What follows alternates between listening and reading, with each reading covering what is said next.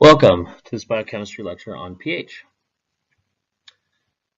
Most of you are probably familiar with pH generally. You know that your stomach has a very low pH.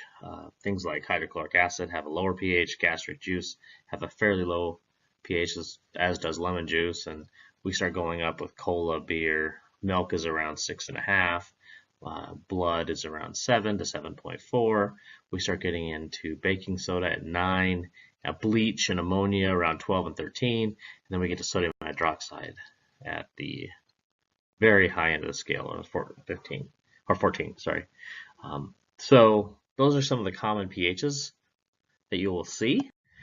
So we kind of have an intuitive sense of what that is, but the basic principle is centered around the ionization of water. So water will, in an equilibrium reaction, will go back and forth between hydrogen ion and hydroxide ion.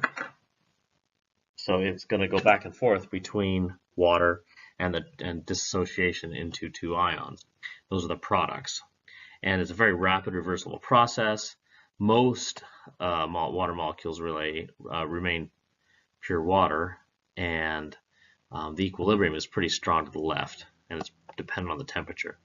So, but the other important thing is that there's an equilibrium constant that tells you, and this can be experimentally determined for water, it's 1.8 times 10 to the minus 16th molar. And that means it has a density of 55 molar. And so, but we have an equation for that. We also have the equation of Kw, which is the equilibrium constant for water. And we know that within pure water, that the concentration of the hydrogen ion is equal to the concentration of the hydroxy ion, and that equals 10 to the minus 7 molar. So that's pure water. So now we've kind of discussed how water relates to pH because of the relationship that it has forming ions. We can take and we can analyze a milieu based on its pH. And a pH is the logarithmic measure of the hydrogen ion concentration. It's defined as a negative logarithm of the hydrogen ion, sometimes the hydronium ion, which is H30+. And that allows us to characterize, it keeps things a little simpler for us. So we get one number versus 1 times 10 to the minus 7. It simplifies things. The pH plus the pOH must equal 14, and in a neutral solution, the pH is 7.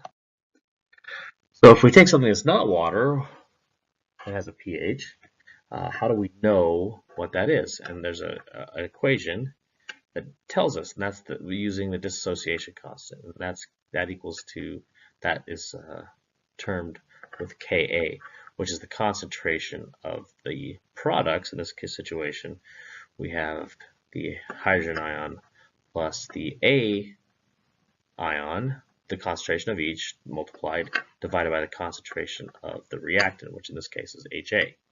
And that's the Ka. That tells us how strong of an acid that is, or how strong of a base that is. And a weak acid has a pKa between 2 and 12, weak base 2.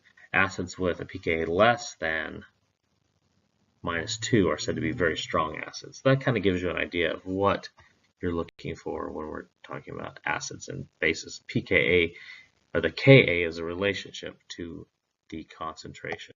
We can also do power log of the Ka, just like we did the concentration of, or we did the power of the hydrogen concentration to get equal pH. We can do the same thing with pKa, and there's an equation: pH is equal to the pKa plus the log of one of the concentrations of the anion over the concentration of the reactant. And so that's commonly referred to as the Henderson-Hasselbalch equation, and there's all sorts of algebra associated with that. But that gives us an idea of how to relate pH and pKa if we know the concentrations of the product and reactants, and or the pH of the solution, or the pKa of the solution.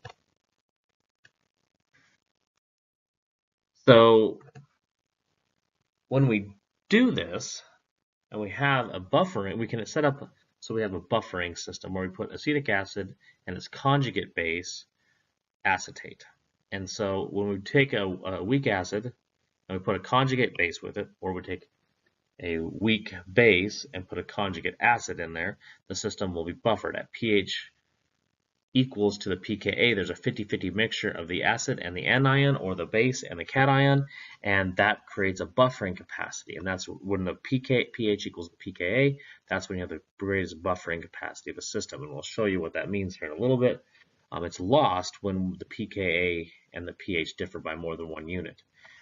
When we're buffering, the system is capable of absorbing either hydrogen ions or hydroxide ions through the proton donor, in this situation acetic acid, or proton acceptor, in this case acetate. Either it'll buffer through either way. So, and that allows us to do various things when we're taught, when it keeps the system from getting out of control, and the ion strength, which is important in biology. So the pKa will measure the acidity. There's an equation, again the Henderson-Hasselbalch equation, that you can use to relate the two. When you have a strong acid, you have a large Ka, and well, actually, strong acid has a small Ka, and a large Ka has a large pH. And so you can see in this equation, or in this chart, there's 3 different types of acids. You have a monoprotic acid where you lose 1 hydrogen ion. You have a diprotic which loses 2. Some examples of that are bicarbonate, carbonic acid, glycine. You also have triprotic acids, which are phosphoric acid, dihydrogen phosphate, etc. And you can see that as we get more and more, the ability of the system to adapt changes. Again, there is a buffering capacity, and you can see it in this chart. As we get around the pKa of that solution, if the pH is equal to pKa, we have a large buffering capacity for the system. Again, that goes up really nicely in these titration curves. This is a titration curve of sodium hydroxide to acetic acid, and you can see that the pH stays very, very long, between about 3.76 and 5.7. We have to add a lot of OH equivalent units to it in order to change the pH just a very small amount. That's the buffer. That's what buffering capacity does. And that's usually between 10 and 90% titration on a weak acid, that area right there. So let's do an example of how to calculate this. What is the pH of a buffer solution that is 0.45 molar acetic acid and 0.85 molar sodium acetate? So this is an acid, weak acid, acetate, and its conjugate base, which is acetate. The Ka for acetic acid is 1.8 times 10 to the minus 5th. So you're going to want to know this is the Henderson-Hasselbalch equation.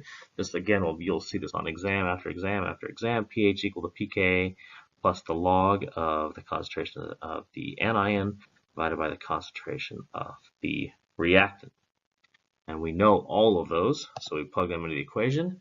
So we're taking the pKa. Again, we took the log of both sides, because this is the pKa, right? We know the Ka, so we're taking the negative log of 1.8 times 10 to the negative fifth, plus the log of concentration of 0.05, which is up here. So the concentration of sodium acetate, which is the A cation, and then you have the concentration of the reactant here.